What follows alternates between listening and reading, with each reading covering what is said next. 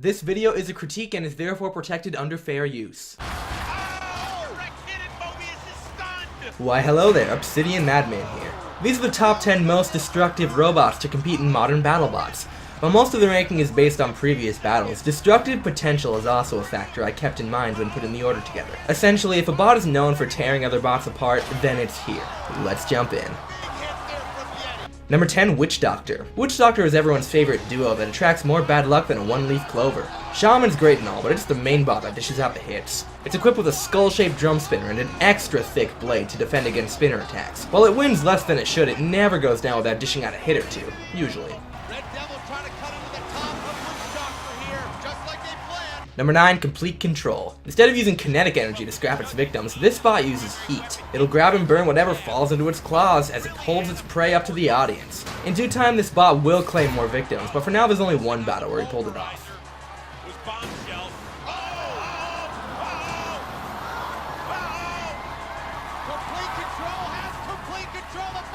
Still glorious.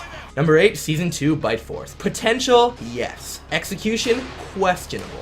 This iteration of Bite Force deals a gnarly vertical spinning bar that could have been great. A friend of mine told me that if it ain't broke, then don't fix it. But then we wouldn't have gotten this.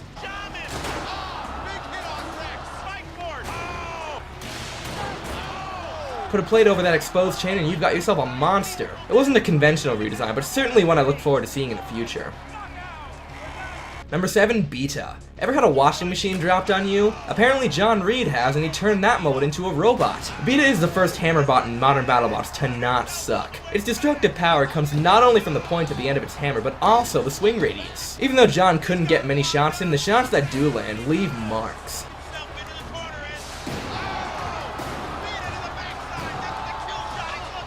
Other hammer bots should take note. Number 6, Bronco. 6 wheels, 1 flipper, maximum hang time. Bronco is the king of the few flippers in BattleBots, letting gravity do the dirty work. Bronco has one job, launching bots into the air and letting them crash to the ground. Bronco is very good at this. Phenomenal driving and a bulky design allows Bronco to take control of all of his battles.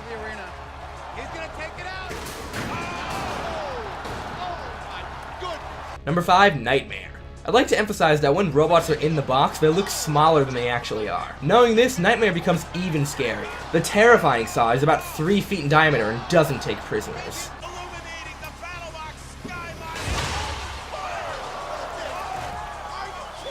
There are 2 teeth on the edge of the saw that give it the extra punch. It also rotates in either direction. While the 3-wheel design does cause stability issues, the destructive potential and iconic look make up for any design flaws.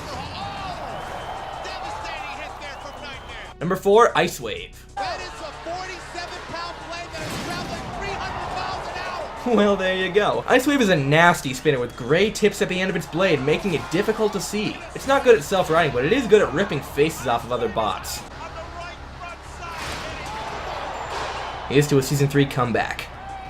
Before the top 3 are revealed, here are some honorable mentions. Cobalt. First of all, Cobalt is essentially the same as Robot War's favorite Carbide. Knowing this, it was surprising we only got 2 battles out of it. Cobalt did show tons of potential in both fights, making me look forward to any future battles. Hypershock. It's had some great moments, but not enough destruction or reliability to set it apart. Give a few parts an upgrade and this will be a bot with some serious hits next season. Stinger. It doesn't have a spinner or hammer, but it's very good at turning kinetic energy against its opponents. It's easy to disregard this design, but just ask Warhead how it did. Now that those are taken care of, on to the top cut. Number 3, Minotaur. Finally time to talk about my favorite bot. Minotaur is a dense drum spinner with a 70-pound drum that rotates at 10,000 RPM. All 250 pounds is packed into that tiny space, which allows Minotaur to dish out hits like these.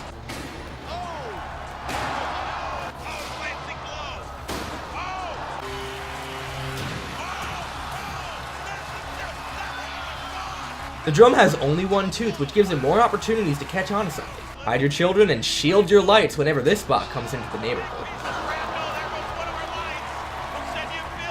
Number 2, Son of Waiachi. Taken out of retirement to settle a bet, Sal uses 3 meat tenderizers to obliterate any and every robot that ends up in its way.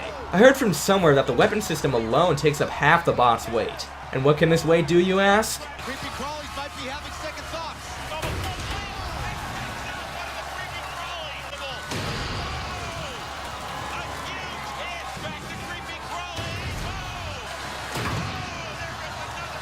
It's too bad we only got to see 2 successful battles with this terror. You can bet more bots would bite the dust at the hands of this legend if the chance arose.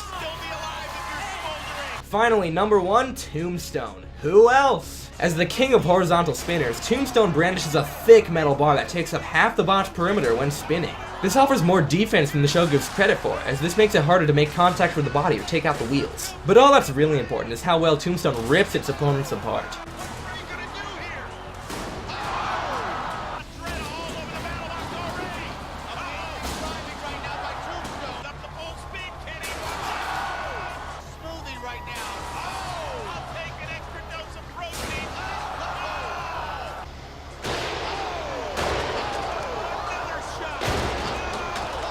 With all of Tombstone's knockouts in modern BattleBots, it easily takes the top spot as the most destructive BattleBot. Well, I hope your favorite bot was here. This time I wanted to make something the fans would appreciate. Tell me down below what my next ranking should be. I've got stuff planned, but your input is what drives these videos. But whatever your thoughts are, I'm Obsidian Madman. Peace out, folks. I look forward to your return.